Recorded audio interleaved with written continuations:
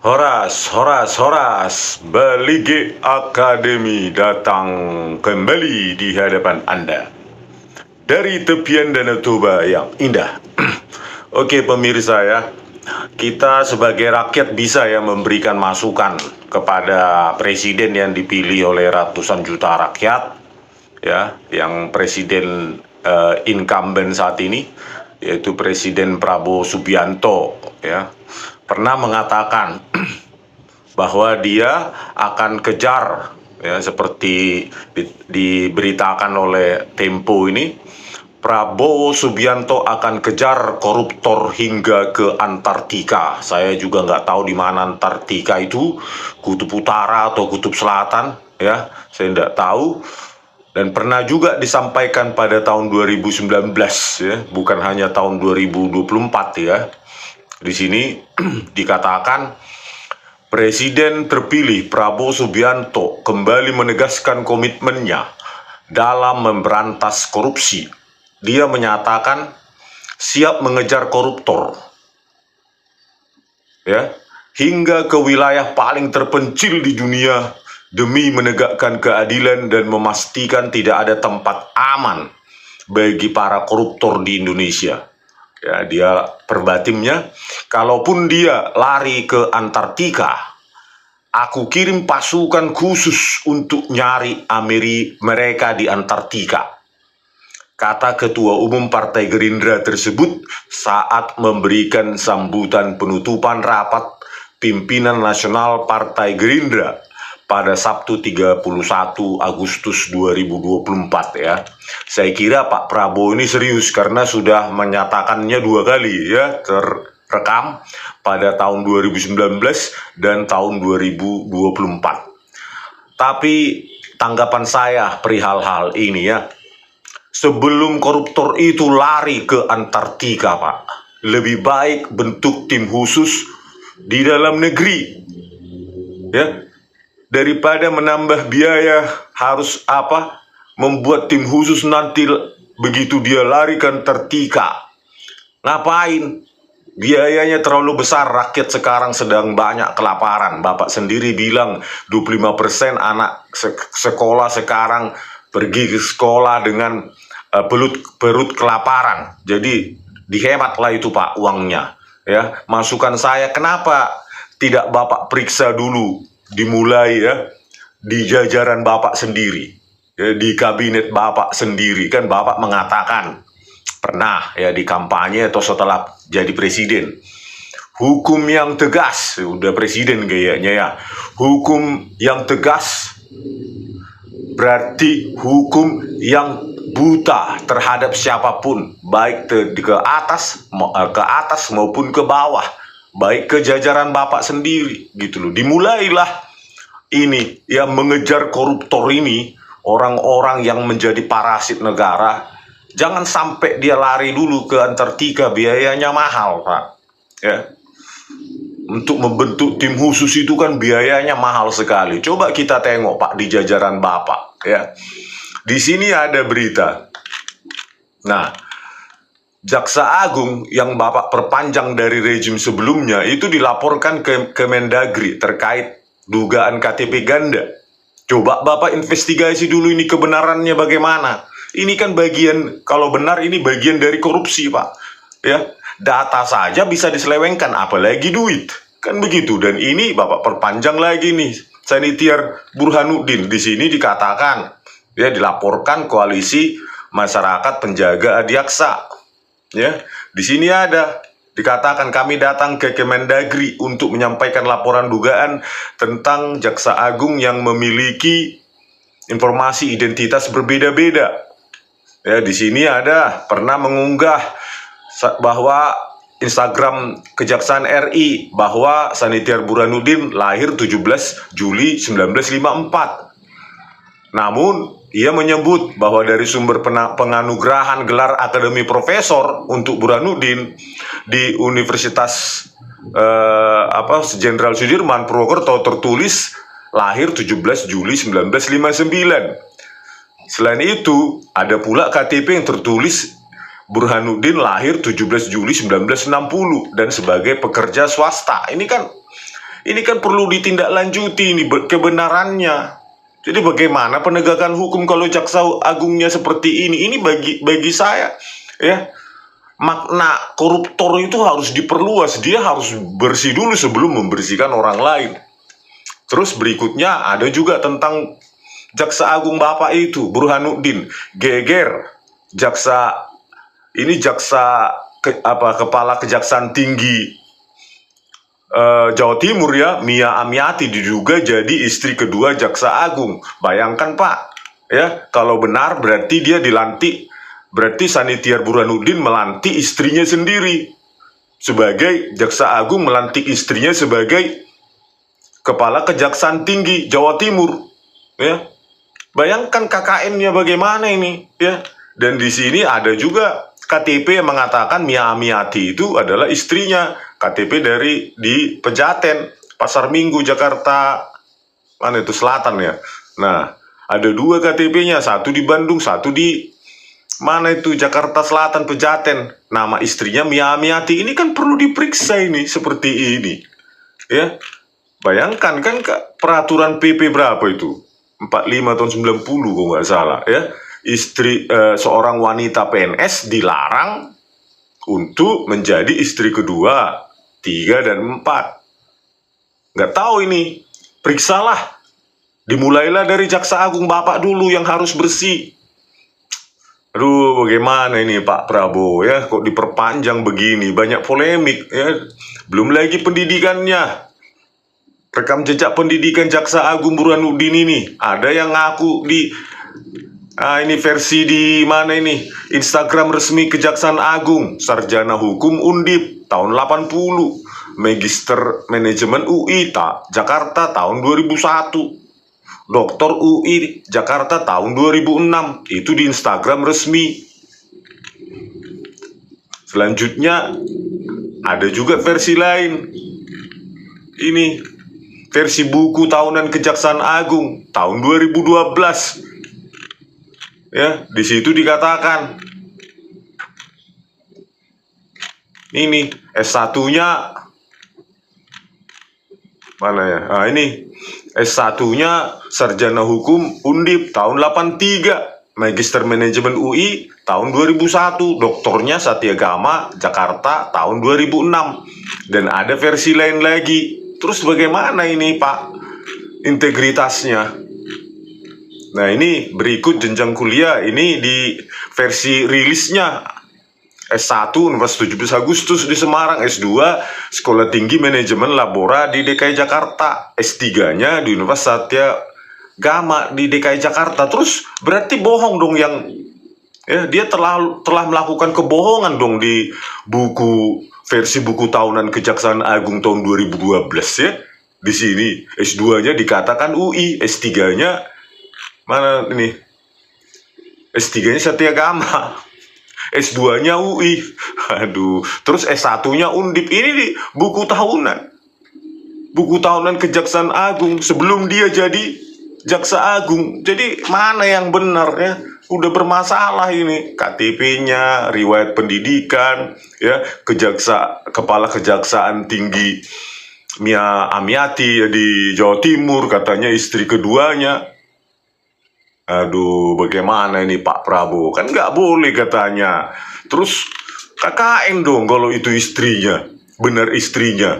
Jaksa Agung melantik istri keduanya menjadi Kepala Kejaksaan Tinggi Jawa Timur. Jadi masalah institusi negara jadi masalah kasur dong. Suami melantik istri. Ya, itu kan perlu dibenahi. Ngapain memperpanjang orang semacam ini? Cari yang bersih gitu loh Pak, yang jauh dari konflik. Kan kita mengelola negara ini bukan seperti keluarga. Ya, itu masih Jaksa Agung. Ya. Kemudian bagaimana itu Pak dengan wakil menteri Bapak itu, ya, yang sekarang Bapak angkat? Dia kemarin sudah mundur karena ditersangkakan KPK, ya, Wamenkumham, ya, pada rejim sebelumnya. Terus Bapak angkat lagi. Jangan karena dia menjadi ahli di sidang MK sengketa Pilpres, jadi dia diangkat lagi. Padahal ini KPK ungkap Edi Hiaries terima suap 8 miliar. Ya, dan sprindiknya katanya tertahan di Deputi Penindakan KPK. Terus Bapak angkatlah dia jadi Wakil Menteri Hukum ini, Edi Hiaries. Mana hukum yang tegas itu, Pak? Janjinya kepada kami itu mana? Gitu loh. Katanya mau mengejar koruptor sampai ke Antartika. Mau dibentuk pasukan khusus. Mahal sekali, Pak. Ini aja, suruh aja Direktur Penindakan KPK untuk jangan ditahan itu sprindiknya Edi Hiaries. Kan beres, biaya murah. Gitu loh, nggak perlu pakai pasukan khusus. Rakyat sedang kelaparan sekarang. Ya, bayar pajak 11%, bakal 12%. Ini kan tinggal telepon aja Direktur Penindakan KPK. Lanjutkan itu, jangan ketahan-tahan. Semuanya lanjutkan kalau ada. Kan gitu aja, walaupun menteri, wakil menteri, terserah, pokoknya lanjutkan. Terbukti dia kena suap, menerima suap, nyolong, sikat. Kan begitu, Pak. Kalau Indonesia ini mau jadi negara maju, kan inilah dia. 8 miliar, tertahan apanya di mana itu? Deputi Penindakan. Kok bisa ditahan orang ini, kok aman sekali? Gitu loh. Aduh, gimana ini apa ini, Pak? Belum lagi ini, Pak. Menteri Bapak juga Erlangga, bagaimananya ini? Ya, katanya isunya dia mundur dari Golkar, katanya ada apa? Isu korupsi minyak goreng. Ini Erlangga Hartanto. Terus bagaimana ini, Pak? Aduh, dimulailah bersih-bersih dari kabinet Bapak dulu lah, yang bersih. Bapak ngapain ngimpor menteri-menteri yang lama ke pemerintahan Bapak? Ya, khususnya inilah yang penegakan hukum ini, Kapolri dan Jaksa Agung. Biasanya di Indonesia pun kalau ganti presiden ya 90% ganti menterinya, terutama Kapolrinya dan Jaksa Agungnya. Ini kok kayak naik kelas aja, melanjutkan aja gitu. Nggak ada perubahan yang dirasakan rakyat. Jaksa Agungnya tetap Sanitiar Burhanuddin, Kapolrinya tetap Listio Sigit Prabowo. Terus apa yang baru?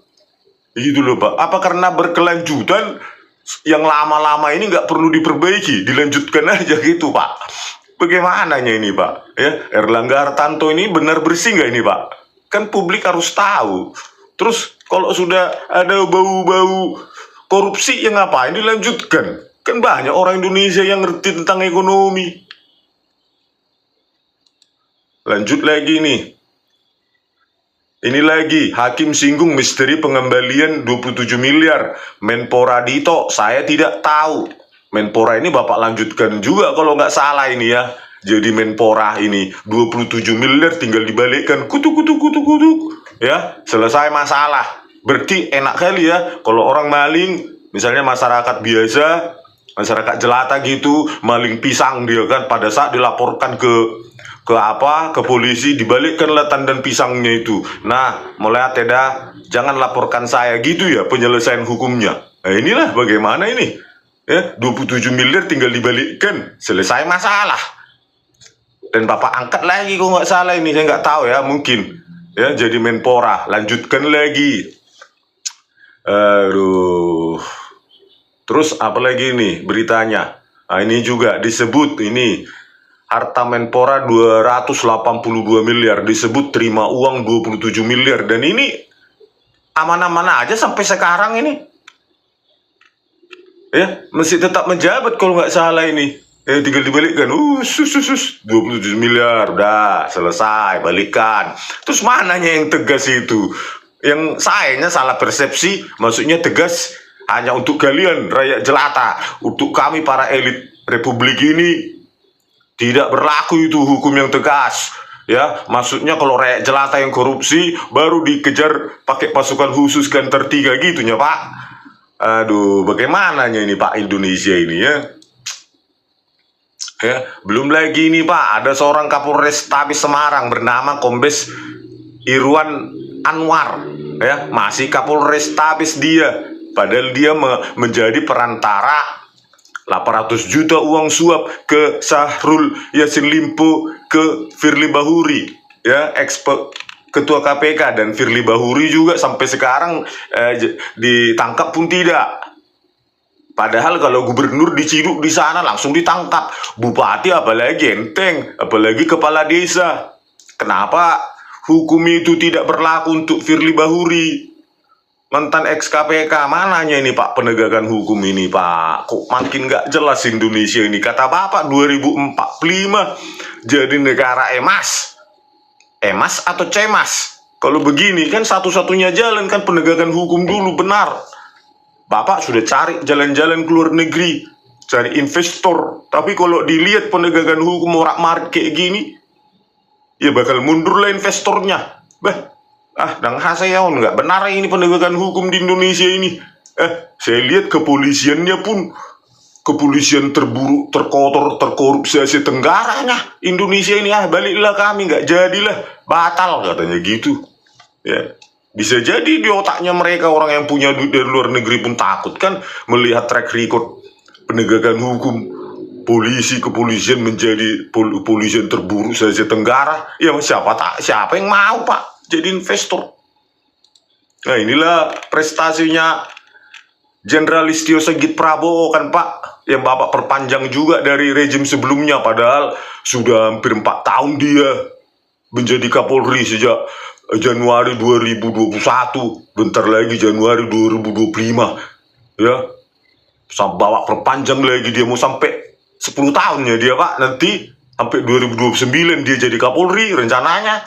Kan nggak pernah dalam sejarah reformasi seperti itu kan, jabatan yang terlalu lama, apalagi dia punya wewenang hukum, menahan, memidana orang, punya senjata. Kalau terlalu lama apa nggak berbahaya Pak? Harusnya kan setahun saja cukup, ganti angkatan berikutnya. Ini kan tidak ada ajas keadilan bagi angkatan-angkatan Apol yang di bawah dia atau di atas dia sebelumnya, nggak dapat apa. Tentu ada gesekan di dalam, ini kan tidak baik di dalam institusi mereka, ya. Inilah prestasinya Listio Sigit Prabowo, selain menempatkan kepolisian Republik Indonesia menjadi kepolisian terburuk se-Asia Tenggara, ya, nggak tahu Bapak tahu atau enggak itu, ya, Pak Prabowo. Inilah dia baru-baru ini, ya, menaikkan, mempromosikan jabatan 6 perwira polisi, anak buah Sambo yang merekayasa kasus. Ya, dibilang tembak-menembak, terus dibilang pemerkosaan, TKP-nya pindah, kadang di Duren 3, kadang di Magelang. Inilah rekayasa mereka, dan dinaikkan jabatan oleh Listio Sigit Prabowo ini ke-6 orang ini. Ya, bayangkanlah itu Pak. Inilah penegakan hukum. Ya, Kombes Murbani Budi Putono, Kombes Deni Setia Nugraha Nasution, Kombes Susanto, Andi Jusen, Cuputranto, semua naik jabatan. Jadi kalau sudah direkayasa, mereka yang merekayasa begini, otaknya sudah otak kotor, apa bisa dibalikkan jadi polisi baik lagi? Harusnya kan lebih baik dipecat, pidanakan. Banyak yang lain katanya anggota kepolisian ada 400.000. Kehilangan 6 orang ini kenapa rupanya? Memangnya langsung bubar institusi kepolisian? Kan banyak yang lebih baik dari orang ini yang tidak otak rekayasa. Inilah sudah rekayasa pun tetap aja naik jabatan. Ya silahkan aja, ya, Polda Polres silahkan, nanti kalian rekayasa kasus, nanti di demosi aja nanti 1-3 tahun, setelah itu jadi jenderal juga. Ya, ini ini jadi jenderal kok nggak salah ini.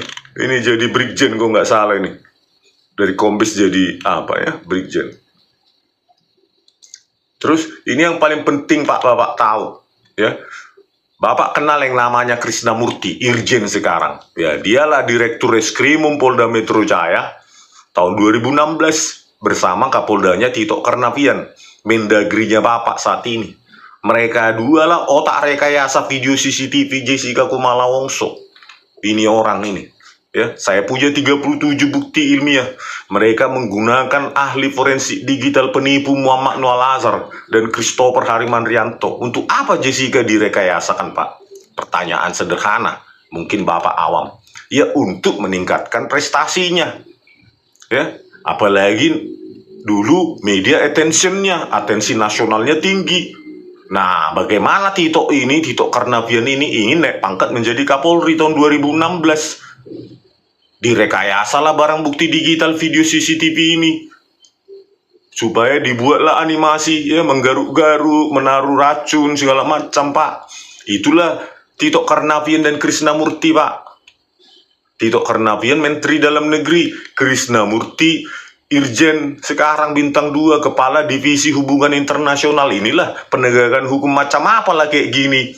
Orang yang merekayasa malah mendapat jabatan, ya, terutama yang masih aktif ini, Krisnamurti Irjen dan Muhammad Anwar Azhar Kombes Pol, ya, pangkatnya tinggi itu di Pusat Laboratorium Forensik Komputer Forensik Bareskrim Polri. Ini, Pak, sudah ditayangkan di Ayo Bandung dan Ayo Jakarta, Pak, ya.